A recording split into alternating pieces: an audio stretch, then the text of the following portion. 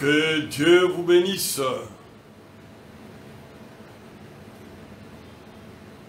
Je vous salue tous dans le précieux nom de notre Seigneur Jésus-Christ. Aujourd'hui, c'est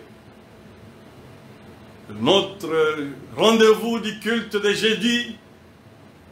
Alors je me suis dit, je voudrais quand même que nous puissions avoir une réunion en direct, malgré la distance, mais la distance ne compte pas aujourd'hui. Le Seigneur Jésus-Christ est capable de faire que nous puissions entrer maintenant en communion ensemble maintenant. Je vous demande de prendre vos Bibles maintenant pour que nous puissions lire la parole de Dieu. Nous allons prendre dans Luc chapitre 22. Luc chapitre 22 à partir du verset 14 et verset 16. Après ça, nous allons lire dans Marc 9, 32 à 35 et nous allons terminer dans Jean 13. Nous lisons au nom du Seigneur Jésus-Christ. Luc 22 à partir du verset 14 jusqu'au verset 16. Nous lisons au nom du Seigneur Jésus-Christ. L'heure étant venue, il s'est mis à table et les apôtres avec lui. Il leur dit: j'ai désiré vivement manger cette Pâque avec vous avant de souffrir, car je vous l'ai dit, je ne la mangerai plus jusqu'à ce qu'elle soit accomplie dans le royaume de Dieu.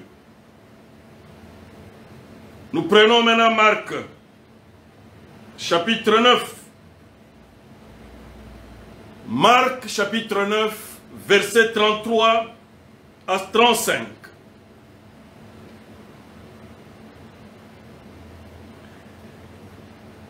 Ils arrivèrent à Capernaum. Lorsqu'il fut dans la maison, Jésus leur demanda: de quoi discutiez-vous en chemin? Ils gardèrent silence, car en chemin, ils avaient discuté entre eux pour savoir qui était le plus grand. Alors il s'assit, appela les 12, et leur dit: si quelqu'un veut être le premier, il sera le dernier de tous et le serviteur de tous. Nous passons maintenant dans la dernière écriture,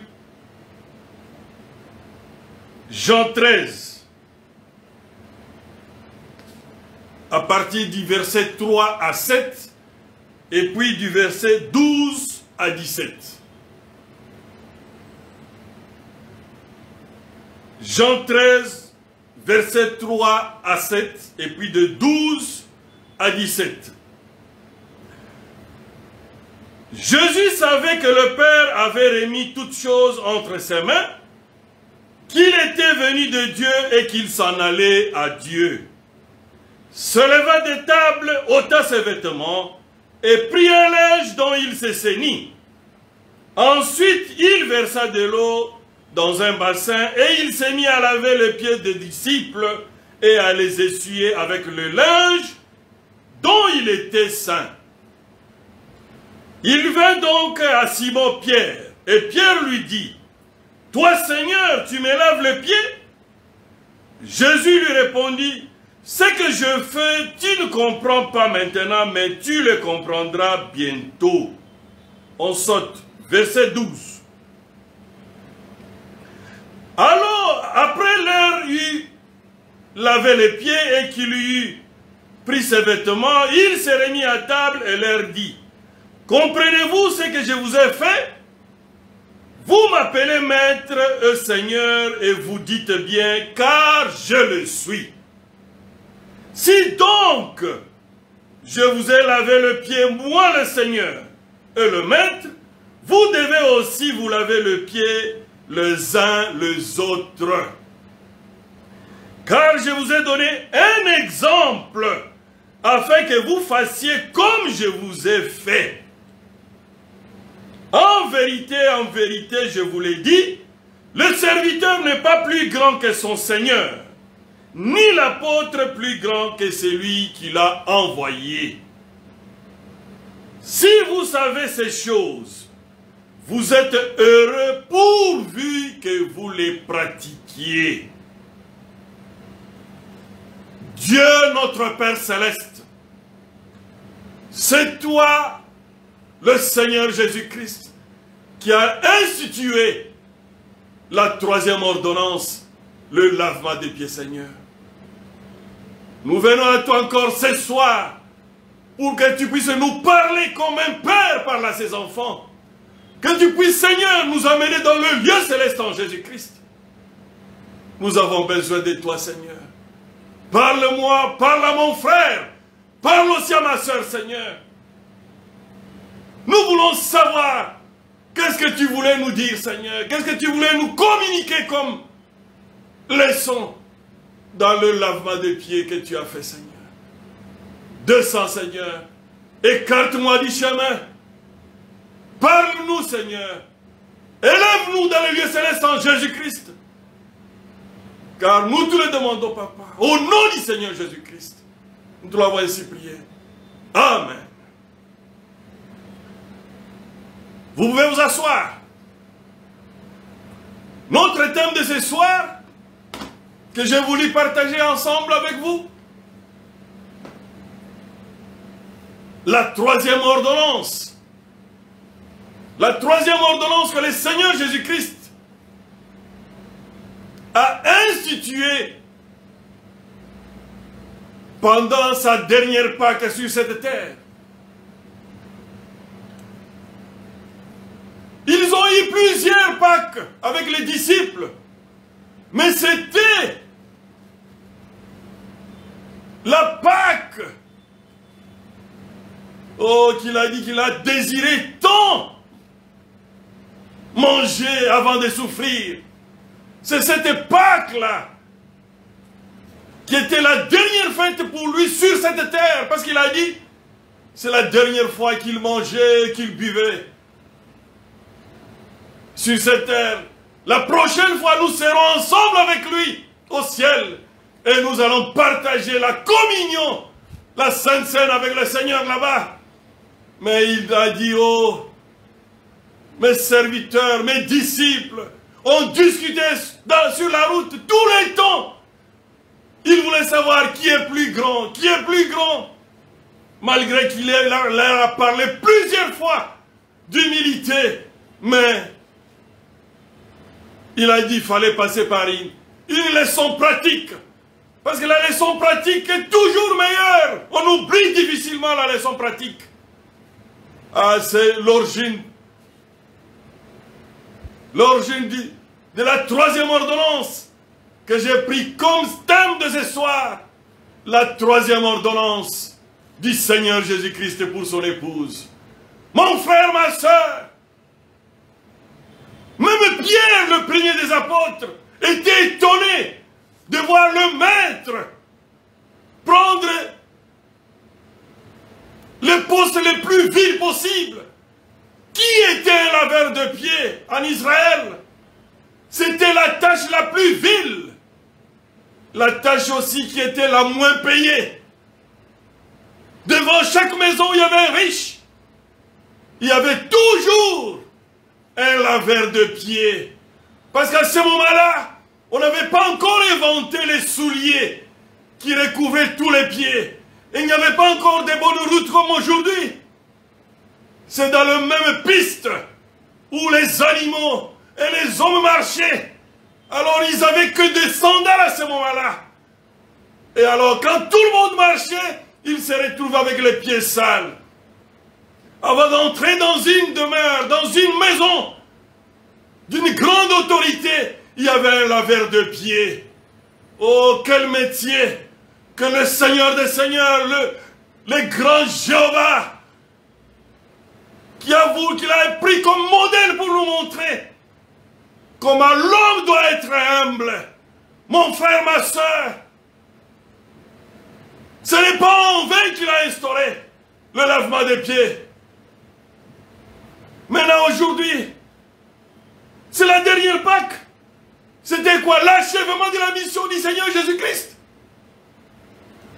Il avait déjà vécu ce que moi j'appelle l'ordonnance ou l'ordre de mission du Seigneur Jésus-Christ. Ésaïe 53. Il avait déjà vécu tout Ésaïe 53. Alors il devait maintenant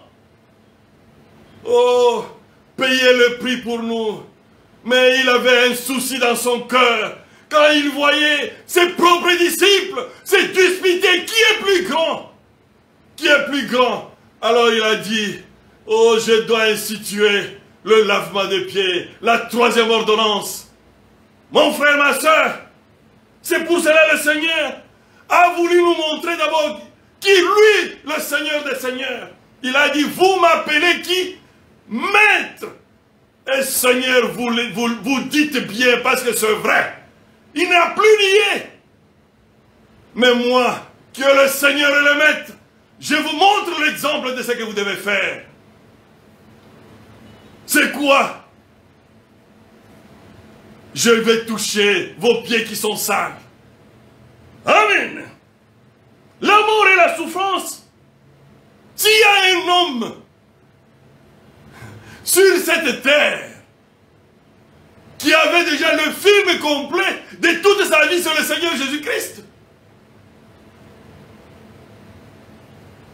même les jours où il a choisi son ennemi qui, Judas, comme apôtre, il savait que c'est lui qui allait rendre, qui allait le vendre.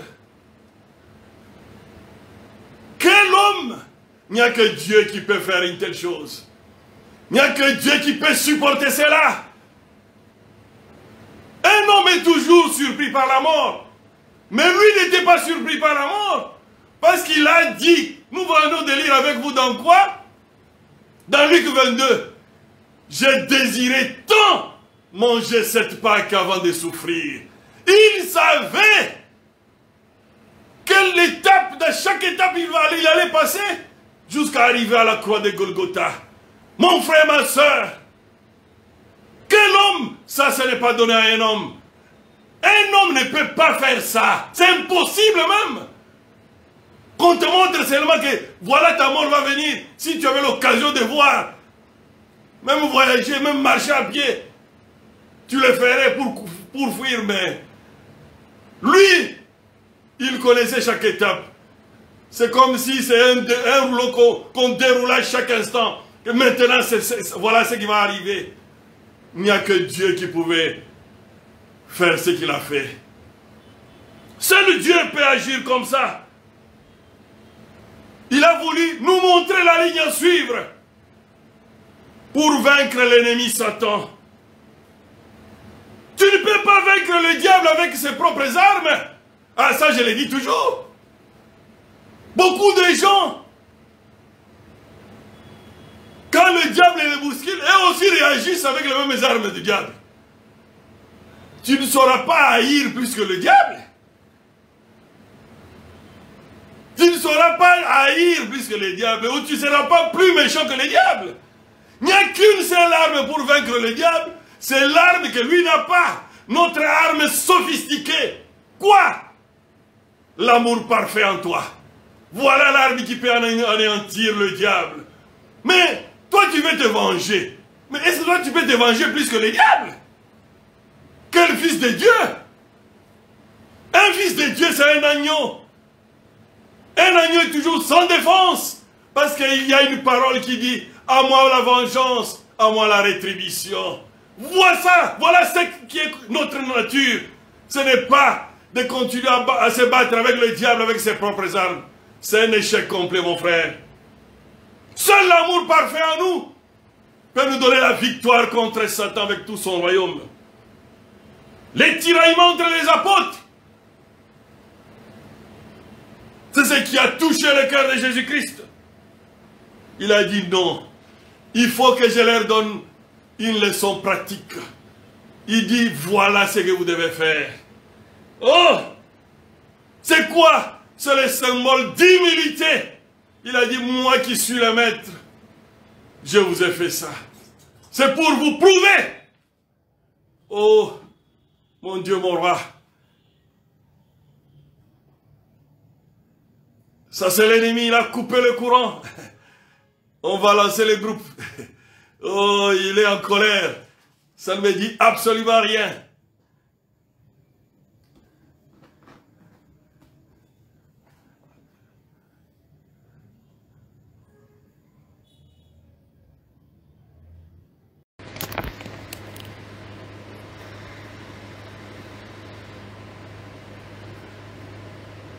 Amen. Oh, l'ennemi est en colère, hein? Je m'en fous. Il pensait qu'il allait nous bloquer. Mais on est là. Vous comprenez qu'on est au bled, hein? Le courant est parti. Mais on est maintenant sur les groupes électrogènes. On ne va pas reculer. C'est l'ennemi qui doit reculer. Au nom de Jésus-Christ. Amen. Je disais que tu ne peux pas vaincre le diable avec ses propres armes. Pour vaincre le diable, il n'y a qu'une seule possibilité. Oh, c'est de le vaincre avec ce que lui ne peut pas avoir. Avec quoi? L'amour parfait en toi. Amen. Le laveur de pieds, comme je disais à l'époque du Seigneur Jésus-Christ, c'était le métier le plus bas. Je ne sais pas quel métier je peux comparer avec ça aujourd'hui. Je ne sais pas quel métier. Un cireur de souliers, peut-être, oui. Mais je crois que c'était le métier le plus difficile pendant ce moment-là.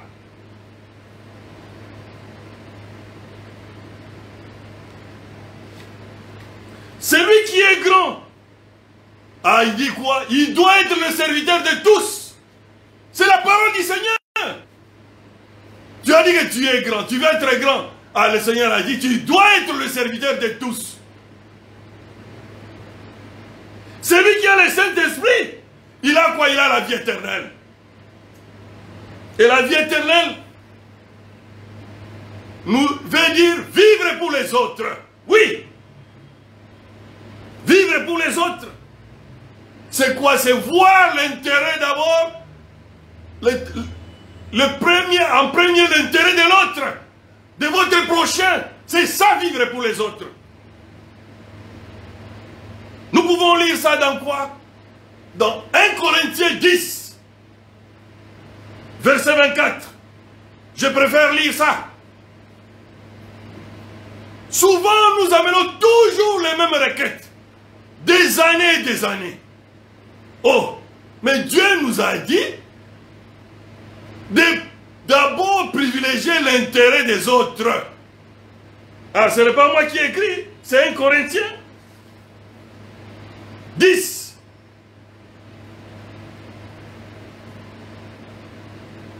Verset 24. Que personne ne cherche son intérêt, son propre intérêt. Que personne ne cherche son propre intérêt. Mais que chacun cherche celui d'autrui. Tu veux être béni? La parole est là. Quand toi tu vas chercher l'intérêt d'autrui, alors lui, le Seigneur, va chercher ton intérêt à toi. Amen. Voilà le secret de la bénédiction. Souvent, nous cramponnons, on nous prie que pour soi-même. Non. Le secret du royaume de Dieu, le secret de la bénédiction, c'est de quoi? De mettre l'intérêt de l'autre en premier. Alors, lui, maintenant, l'Éternel, quand il va s'occuper de ton intérêt, imagine ce que tu auras comme bénédiction. Amen. Vivre pour les autres. Les autres là, c'est qui? C'est vivre pour ton ennemi. Oh, l'aimer, aimer son ennemi. Aimer la personne qui te tuera à la première occasion. Voilà la force d'un chrétien. Voilà l'arme la plus puissante qui peut anéantir le diable avec tous les séjours des démons. Celui qui a le Saint-Esprit dans son âme. Oh, c'est un homme spécial. Quand tu as déjà le Saint-Esprit dans ton âme, tu deviens un homme extraordinaire, un homme spécial.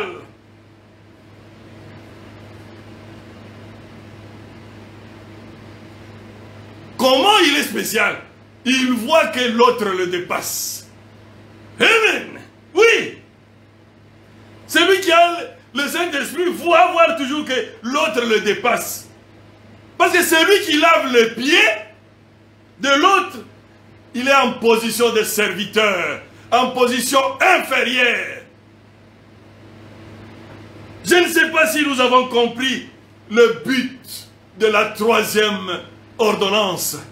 C'est pour transférer l'humilité de Dieu, l'humilité de Jésus-Christ en nous, pour que nous puissions le pratiquer. C'est ce qu'il a dit.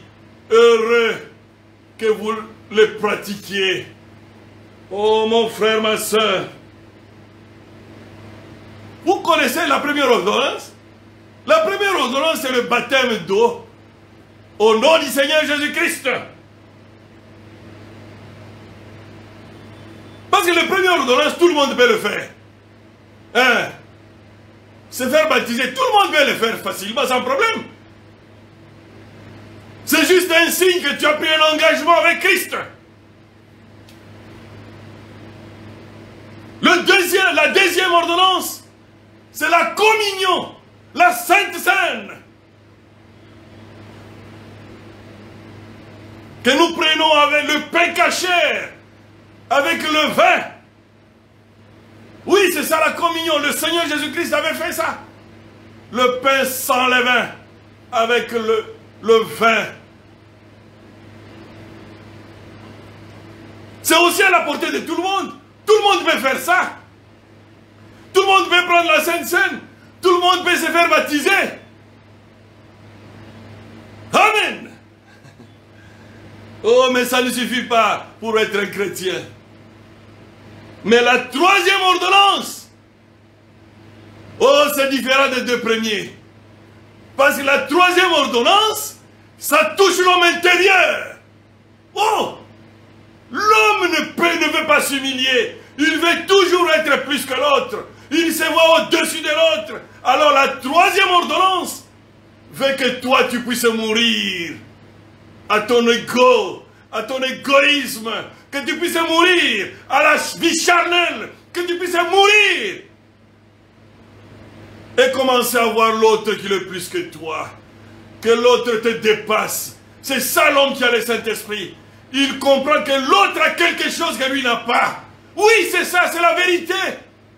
Chacun a un rôle à jouer sur cette terre. Chacun a un rôle à jouer dans le corps mystique du Seigneur Jésus-Christ. Alors il faut recevoir le baptême du Saint-Esprit pour recevoir le placement là où Dieu t'a prédestiné à être. C'est ça mon frère, c'est ça ma soeur. Parce que la troisième ordonnance, quand tu laves le pied de l'autre, les signes d'humilité, c'est-à-dire, le Seigneur veut que tu puisses être dans une position, voyant que l'autre te dépasse. Oui, c'était ça qu'il voulait expliquer. Parce que le laveur de pieds ne choisissait pas qui lavait le pied. C'est toute personne, tout visiteur qui venait devant lui. Il était payé pour ça. Alors c'était le métier le plus vil que le Créateur lui-même a décidé de nous donner comme modèle. Et nous pensons toujours qu'on est quelqu'un, on est plus que tout le monde.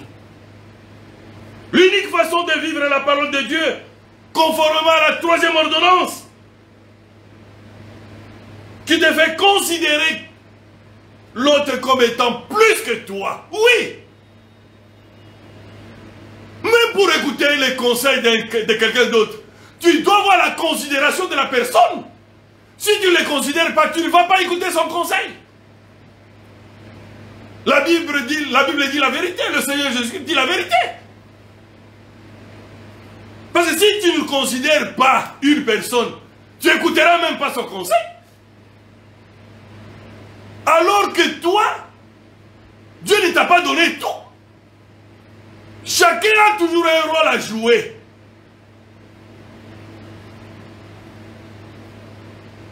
Si tu penses que tu es plus que ton frère, tu seras incapable d'écouter son conseil. Oui, c'est vrai. Tu ne pourras pas écouter son conseil.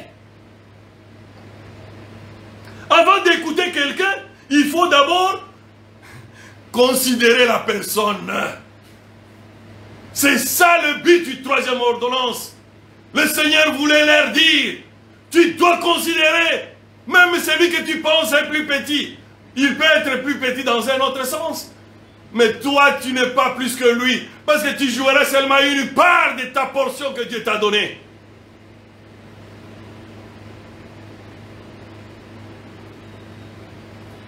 C'est la Bible qui l'a dit, on peut lire, oui. Ecclésiaste 9,16. On va vérifier si le Seigneur l'a dit. La Bible dit, dans Ecclésiaste 9,16, la sagesse vaut mieux que la force. Cependant, la sagesse du pauvre est méprisée. Et ses paroles ne sont pas écoutées. C'est la Bible qui l'a dit. Ça, le Seigneur ne veut pas. C'est pour cela qu'il y avait la guerre avant la Pentecôte. Ils ont eu des discussions et discussions. Il faut lire la Bible, c'est dans plusieurs endroits. Qui est plus grand parmi nous? Qui est plus grand? Le Seigneur Jésus-Christ veut une considération de chacun de nous. Comment? Parce que chacun, il est l'image du Dieu invisible. Amen. Oui, ton frère, c'est l'image du Dieu invisible. Mais souvent, qu'est-ce que nous disons? Oh, j'aime Dieu. Mais tu aimes Dieu, mais en même temps, tu es en train d'haïr ton prochain. Que Dieu ait pitié de nous. Celui qui aime Dieu commence à aimer le prochain. Le prochain, on n'a pas dit que c'est ton ami. Ça peut être un voisin, comme ça peut être un ennemi. Un chrétien, il est différent du monde. Parce que lui, il a l'amour de Dieu en lui. Il a la tribu de Dieu en lui. Il est capable d'aimer son ennemi. Mais voilà la vraie différence. Mais pour arriver là-bas, il faut le baptême du Saint-Esprit dans ton âme, mon frère. C'est quelque chose qu'on ne peut pas imiter. C'est quelque chose qu'on ne peut pas tricher. Non plus. Non, s'il vous plaît. Sans Jésus-Christ dans ton âme, tu vas essayer. Mais ça va bloquer quelque part. Pourquoi? C'est lui qui a cette capacité-là de transformer un homme, de briser un homme, de déraciner la chair pour établir la divinité, pour établir l'esprit de Christ. Parce que l'épouse doit voir l'esprit de son époux, qui est Christ. Amen. Lui n'était pas orgueilleux. Il a prouvé ça même à ses propres disciples.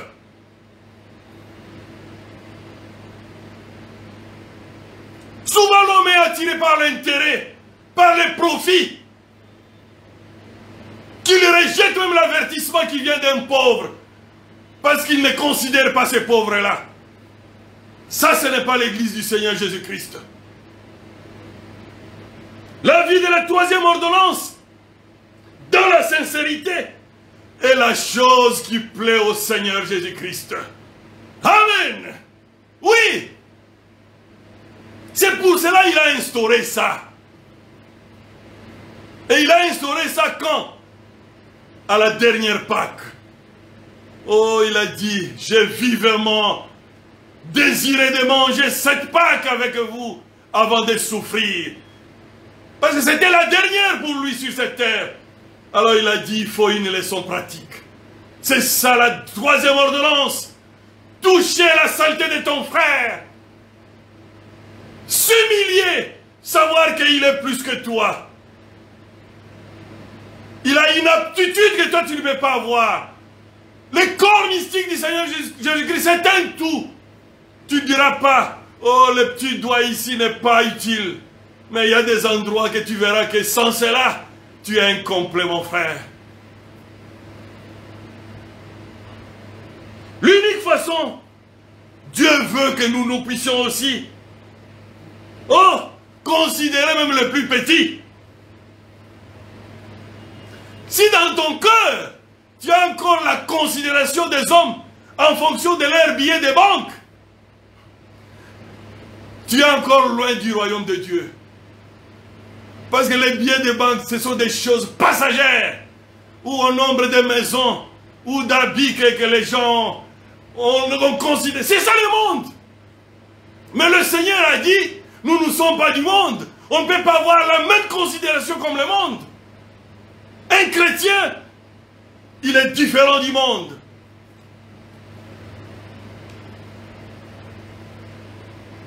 Nous sommes un corps, un tout, représentant l'épouse du Seigneur Jésus-Christ. Tu ne peux pas dire, oh mon petit doigt ici est inutile. La troisième ordonnance nous montre que l'autre est plus important que pour moi. Oui! Même celui qui vient prendre la poubelle chez toi devant, chaque jour. S'il ne vient pas, tu verras comment ta maison sera invivable. C'est juste un monsieur qui vient prendre chaque jour la poubelle. Nous devons avoir la considération pour toute personne, pour toute âme vivante. Parce que c'est l'image du Dieu invisible qui est là.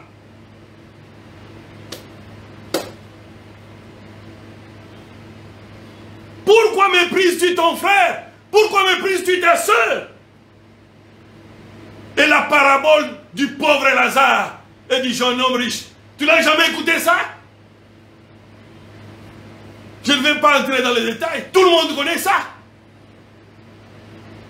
Alors tu méprises l'autre, pourquoi? Le jeune homme riche qui avait méprisé le pauvre Lazare, après il a vécu dans le sein d'Abraham. Et Abraham lui a dit, mon fils, tu as eu la joie que tu avais sur la terre. Et Lazare souffrait. Aujourd'hui, Lazare, il est dans le félicité. Oh, mon frère, ma soeur, nous devons changer de voir les choses. Oui, la vie chrétienne, c'est une vie différente du monde. On ne doit pas voir ce qui s'est fait dans le monde et se faire aussi au milieu de nous. Non, monsieur! La valeur de l'homme n'est pas au niveau de l'argent, non. C'est au niveau de l'esprit qui est en lui.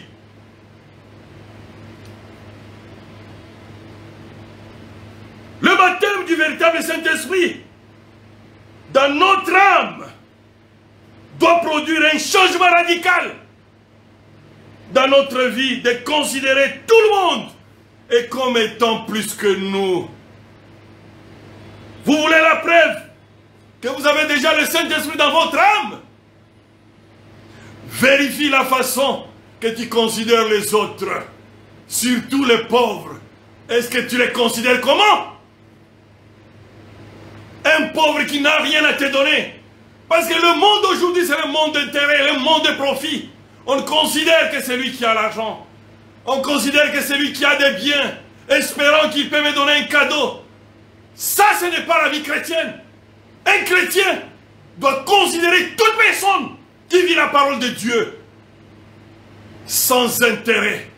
C'est ça l'exemple que le Seigneur Jésus-Christ nous a donné. Il nous a donné un exemple. Il a dit, moi le Maître, le Seigneur, vous le dites et je le suis. Il n'a pas nié. Il ne s'est pas caché devant ses disciples. Mais je vous donne un exemple. Vous devez faire comme moi. Vous devez vous humilier. Tu dois toujours voir que l'autre est plus que toi. Alors, un jour, Dieu peut lui parler à ces pauvres-là. Lui donner un message puissant qui peut te sauver. Tu vas écouter tout le monde. Et voilà, tu seras sauvé. Tu seras béni. Mon frère, ma soeur, si toi tu penses que tu es plus que ton frère ou ta soeur, c'est la preuve que tu es encore avant la Pentecôte. Oui! C'est la preuve que tu es encore avant la Pentecôte. Ah, je ne dois pas te flatter. Aussi longtemps que tu penses que tu es plus que l'autre, parce que tu lui as vu, il a une habit déchirée, tu as vu qu'il n'a pas d'argent, et dans ton subconscient, tu penses que tu le dépasses. tu es encore avant la Pentecôte. C'est exactement ce que les apôtres disaient. Ils se disputaient qui est plus grand, c'était avant la Pentecôte. Et quand la Pentecôte est descendue, lisez la Bible, plus de disputes. C'est quoi? Le placement s'est imposé directement. Chacun a reconnu sa place dans le corps. Quand Philippe allait à Samarie prêcher, après il appelait Pierre pour venir imposer les mains. Voilà le corps mystique du Seigneur Jésus-Christ qui marche dans l'unité.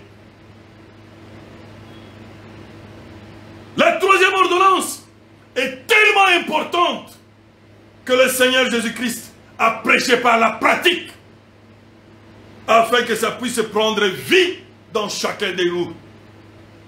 Oh, même les hommes de la terre ont dit, on a toujours besoin d'un plus petit que soi. Ça, ce sont les hommes de la terre ici. Comme ils sont égoïstes. Pourquoi? Par intérêt égoïste. Il a besoin d'un plus petit que soi qui puisse seulement le servir lui. Ça, ce n'est pas valable dans la parole de Dieu. Dans la parole de Dieu, Jésus veut que chacun puisse être au service de tous. C'est ça la parole. Au service de l'autre. Et c'est ça la différence.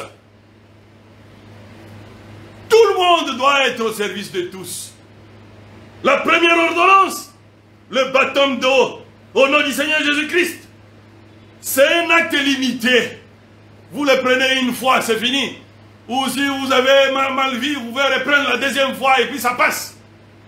La Sainte Seine, Jésus, c'est un acte de rappel,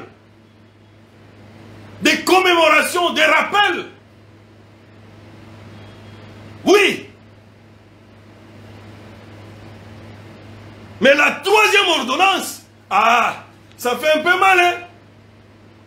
C'est la vie de chaque jour, exigée par le Seigneur Jésus-Christ. Voir que l'autre est plus que toi. Ah oui, hein? C'est ça la troisième ordonnance. C'est pour cela qu'il avait institué. Les deux premières ordonnances, l'autre c'est juste le baptême, et puis tu passes. La Sainte Seine, c'est juste un rappel de la communion avec le Seigneur que nous aurons après l'enlèvement. Mais la troisième ordonnance, c'est notre vie de chaque jour. Nous devons considérer l'autre qui est plus que nous. Oh, voilà le désir du Seigneur. Exactement. Oui, comme une femme aussi est dans le mariage. La femme a trois vertus. La virginité sacrée, la maternité sacrée et la féminité sacrée. La virginité, c'est limité dans un temps. Elle était vierge, puis la virginité passe. La maternité aussi sacrée est limitée dans les temps. Elle va avoir des enfants, et puis ça va s'arrêter. Mais pour que le mariage puisse réussir, c'est la féminité sacrée exigée. Oui, l'homme a besoin de la féminité sacrée. Il a besoin d'une femme qui est femme réellement.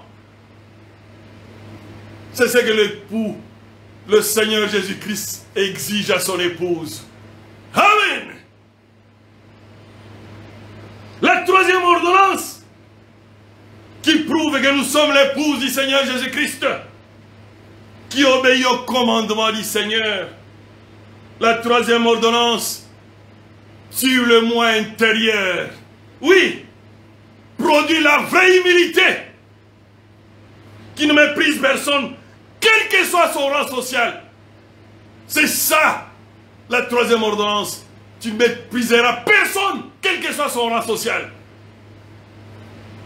Le but de la Pâque, la mort, la résurrection du Seigneur Jésus-Christ, et que la vie du Seigneur Jésus-Christ puisse entrer en nous, puisse produire son modèle, puisse que le modèle du Seigneur, du Maître, puisse se manifester en nous. Parce qu'il a quitté la gloire pour devenir un serviteur. Oh, un laveur de pieds de ses disciples. Mon frère, ma sœur, si l'Esprit de Christ est en toi, on va voir Christ en vous aussi. Tu n'auras pas d'acceptation des personnes. La Bible condamne l'acceptation des personnes. Oui, on veut acceptation des personnes tous les temps. On veut montrer aux autres que tel est plus que l'autre. Non, ça, ce n'est pas valable dans l'église du Seigneur Jésus-Christ. La première ordonnance et la deuxième ordonnance sont juste des symboles pour notre engagement public et extérieur. Devant les hommes, tu peux voir. Oui, les hommes peuvent voir que tu as pris ton baptême. Les hommes peuvent voir que tu prends la Sainte Seine. Mais quant au troisième... Quant à la troisième ordonnance, ah là c'est différent. Cela confirme quoi? Quand tu les fais dans la sincérité, confirme la présence de Jésus-Christ dans ton âme. Amen. Considérez l'autre qui vous dépasse. Ça, je vous dis, ça ne s'imite pas. Tu ne peux pas imiter ça. Il faut que Dieu entre dans ton cœur. C'est pour cela qu'il dit dans Apocalypse 3, 20, voici je me tiens à la porte, je frappe. C'est à la porte de ton cœur qu'il est en train de frapper maintenant. Tu dois ouvrir la porte de ton cœur pour qu'il puisse entrer. Lui seul, il a la capacité de te transformer. Tu verras, tu es incapable de s'humilier. Oh, quand lui entre, c'est lui qui va faire le travail. Tu ne vas pas comprendre. Toi qui étais incapable d'être humble, tu ne vas pas comprendre comment les choses ont changé dans toi. Mon frère, ma soeur, il y a quelqu'un qui est capable de te changer, de te briser. C'est le Seigneur Jésus-Christ. C'est pour cela que tu n'as qu'une chose à faire. Ouvre ton cœur pour qu'il puisse entrer. Amen.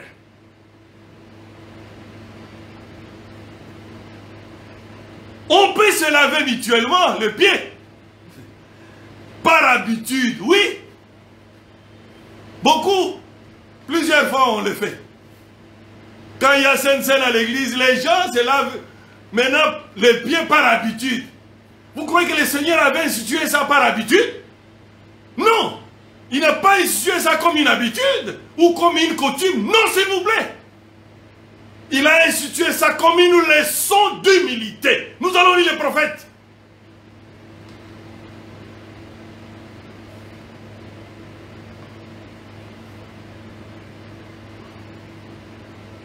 Tu dois être serviteur de ton prochain. Pas à cause du salaire. Non. Si tu as un salaire, ça c'est un contrat de travail. Ça ne veut pas dire que tu es serviteur de quelqu'un. Non. Si tu as une rémunération, non. Quand on parle ici des serviteurs de tous, c'est sans intérêt. Matthieu 11. 11. Vous allez écouter le langage de Dieu. Quand il doit parler de Jean-Baptiste. Oh, j'ai aimé ça. Moi, je dis, on doit lire ça. Matthieu 11, 11. Quelle écriture! Ça, c'est le langage de Dieu lui-même. Matthieu 11, 11. Il parle de Jean-Baptiste. Je vous l'ai dit en vérité, parmi ceux qui sont nés de femmes, il n'en a point paru de plus grand que Jean-Baptiste.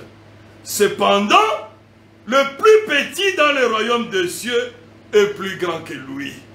Ah! Ça, moi, je ne comprends pas. Il dit d'abord que de tous ceux qui sont nés de femmes, nous tous là, il n'y a pas. Oh, il n'y a pas qui soit plus grand que Jean-Baptiste. Il dit cependant, le plus petit du royaume des cieux est plus grand que lui. Quelle leçon d'humilité. Seigneur Jésus, merci pour la troisième ordonnance. Donne-nous la révélation de celle-ci. La maladie de l'homme actuel, c'est l'orgueil. L'orgueil prouve que c'est la chair qui est au contrôle. C'est la chair qui commande.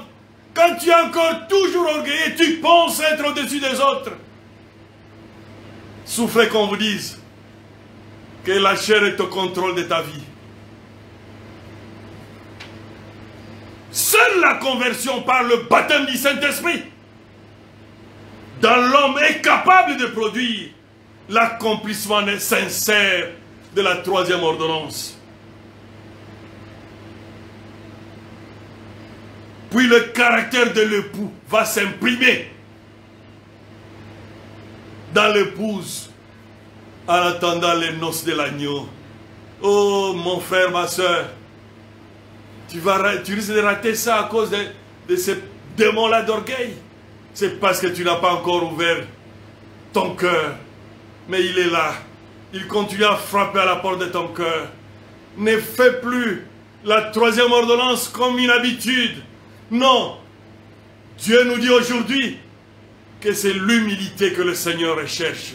Il veut que nous puissions être humbles et considérer l'autre, voyant ton prochain comme étant plus que toi. Alors là, Dieu est capable de nous bénir davantage. Christ n'a négligé personne et n'a méprisé personne. Oh, le modèle, il n'a ni négligé ni méprisé qui que ce soit. Même là où on l'a invité pour le ridiculiser, chez Simon le pharisien, il est allé quand même.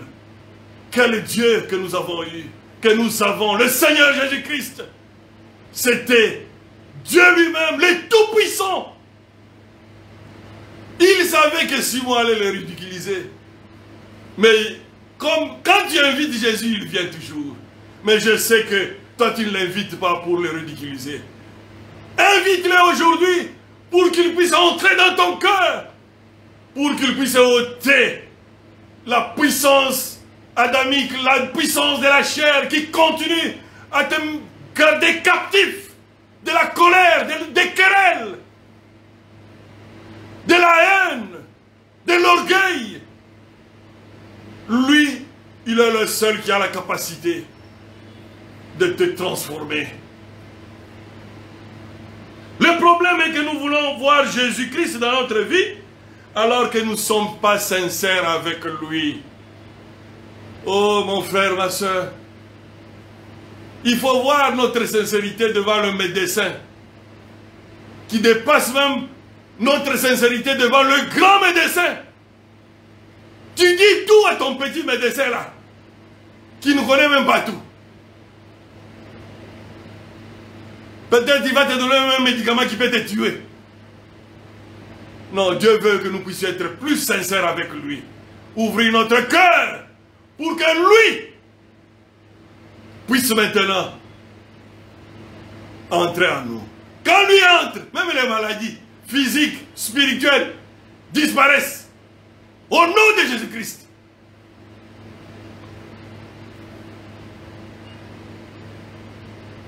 Je ne sais pas. Je ne sais pas, mon frère. Lequel de ton organe est dans ton corps là? Ah, je vais te poser la question. Lequel de ton organe qui peut dire à un autre organe, oh, moi je suis plus important que l'autre? Parce que l'épouse du Seigneur Jésus-Christ, c'est un corps. Alors, on prend ça, on le met dans ton corps là. Et le corps est plein et rempli des organes. Quel est cet organe-là qui va dire à un autre organe que je suis plus important que l'autre? Alors, il faut voir comment notre corps fonctionne. Notre corps fonctionne à merveille. Pourquoi? Parce que chaque organe travaille pour tout le monde. Amen. Chaque organe travaille pour tout le monde. Alors, chaque organe, comme il travaille pour tout le monde, est serviteur de tout le monde, alors l'harmonie est là. Et le corps peut marcher dans la perfection. Amen. Le corps mystique du Seigneur Jésus-Christ est un tout. Chacun aussi a son rôle, mon frère. Chacun a une tâche bien définie, différente de l'autre. Même si ta tâche peut paraître un peu plus importante de ton voisin, c'est toi qui penses qu'elle est plus importante. Mais devant Dieu, chacun est toujours important. Chacun a un rôle à jouer.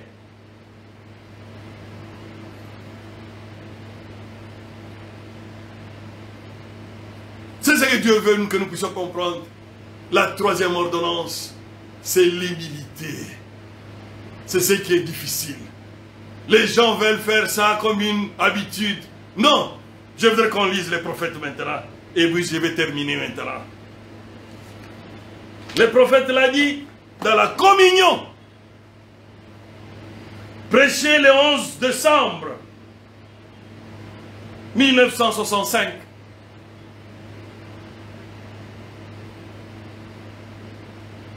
Paragraphe 29. Maintenant, juste un moment encore. Maintenant, dans l'Ancien Testament, alors que le sacrifice avait été établi comme précepte ou comme ordonnance. Oui, dans l'Ancien Testament, quand quelqu'un péchait, il amenait le sacrifice comme ordonnance. Il en est de même pour le baptême d'eau. C'est une ordonnance. De même le lavement de pieds, c'est une ordonnance. De même le souper du Seigneur, c'est une ordonnance. Heureux celui qui pratique toutes ces ordonnances, qui observe ces préceptes, tous ces commandements, afin d'avoir quoi? Droit d'entrer dans l'arbre de la vie. Deuxième citation, ordination.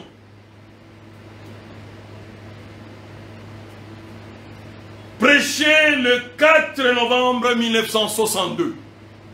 Paragraphe 91, 92, 93, 91, 92, 93. Il y a des gens qui essaient de dire que ce n'est pas nécessaire.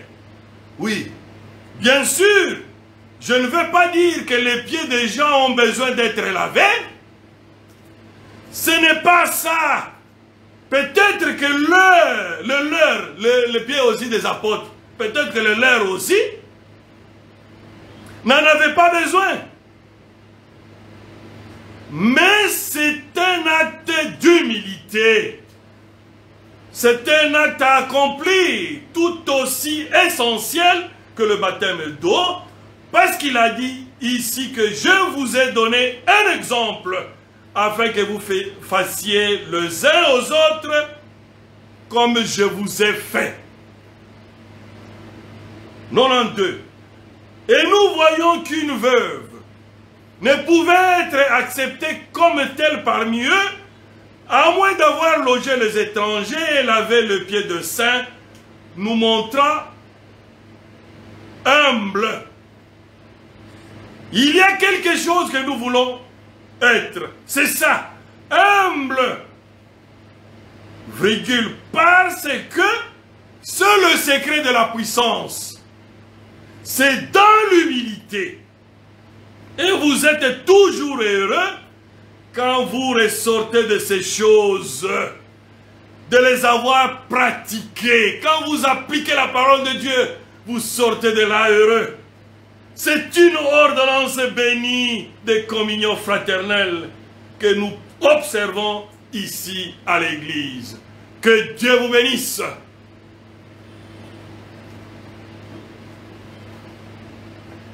Nous allons prier maintenant pour clôturer. Et là, dans vos maisons, n'oubliez pas, l'institution de la troisième ordonnance, c'était à cause des disputes, de l'orgueil qui est plus grand entre les apôtres. Alors ça avait vraiment touché le cœur du Seigneur. Il a dit, je dois leur donner une leçon pratique, qu'ils comprennent que ça ne doit pas se faire au milieu de nous. Ça, c'est ce qui s'est fait dans le monde. Nous sommes des fils et des filles de Dieu. Nous devons considérer l'autre qu'il est plus que nous. C'est alors que nous serons bénis. Mon frère, ma soeur, si tu considérais la troisième ordonnance comme une habitude, aujourd'hui, vérifie. Si tu continues à penser que tu es plus qu'une autre personne, ta place c'est à l'autel. Demande à Dieu d'enlever cette pensée-là. C'est une pensée de la mort. C'est une pensée charnelle. Dis à Dieu, viens entrer dans mon cœur. Je veux mourir. Je veux mourir à ma chair. Paul pouvait dire, Je meurs chaque jour aux œuvres de la chair. Qui sommes-nous par rapport au grand Paul? Mon frère, ma soeur, si tu veux que je prie pour toi, lève seulement la main là où tu es. Nous allons prier maintenant. Lui, il est capable. Moi, je ne suis pas capable, mais lui, il est capable. Seule la sincérité est capable de débloquer ta vie chrétienne, Seigneur. Mon frère, ma soeur, le temps de penser qu'on est au plus, c'est le diable qui amène cette pensée-là. Parce que quand même on a cherché la valeur d'un homme, on a calculé tous les produits chimiques que nous composons, ça ne vaut même pas $1. Oh, que l'argent, que les choses passagères n'influencent pas ta considération d'une âme vivante, d'une créature de Dieu, qui est l'image. Un prochain, c'est l'image du Dieu invisible. Prions le Seigneur. Dieu notre Père Céleste, je sais que moi aussi, je suis dedans, Seigneur. Parce que l'homme dans cette chair est toujours attiré par ce qui est brillant, pensant que c'est ce qu'il faut, Seigneur. Mais toi, Dieu, tu nous as montré le modèle d'humilité. Tu n'as pas regardé à ce que tu étais. Tu as même accepté à prendre la place d'un laveur de pieds. Oh, qui sommes-nous, Seigneur? Jésus, pardonne-nous, Seigneur, d'avoir eu toujours une pensée d'être au-dessus de l'autre. Ce n'est pas dans ton plan, Seigneur. Ce n'est pas dans ton plan que tes enfants puissent se tirailler pour ça. Accorde-nous, Seigneur, le baptême du Saint-Esprit dans ton âme, dans notre âme, Seigneur, dans l'âme de ta fille, dans l'âme de ton fils, pour déraciner toute mondanité, pour déraciner toute pensée charnelle, pour déraciner le moi, pour tuer le moi qui nous amène toujours à penser qu'on est plus que les autres. Pardonne-nous, Seigneur. Pardonne mon frère, pardonne ma soeur. Accorde-nous le Saint-Esprit pour notre transformation, Seigneur. Car il est plus tard que nous le pensions. Tu ne l'as pas fait, Seigneur, pour que nous puissions prendre ça comme une habitude ou une coutume. Mais tu l'as fait pour notre bien, Seigneur. Pour que nous puissions être transformés véritablement. Accorde-nous cela. Au nom du Seigneur Jésus-Christ. Nous te l'avons ainsi prié. Amen. Que Dieu vous bénisse.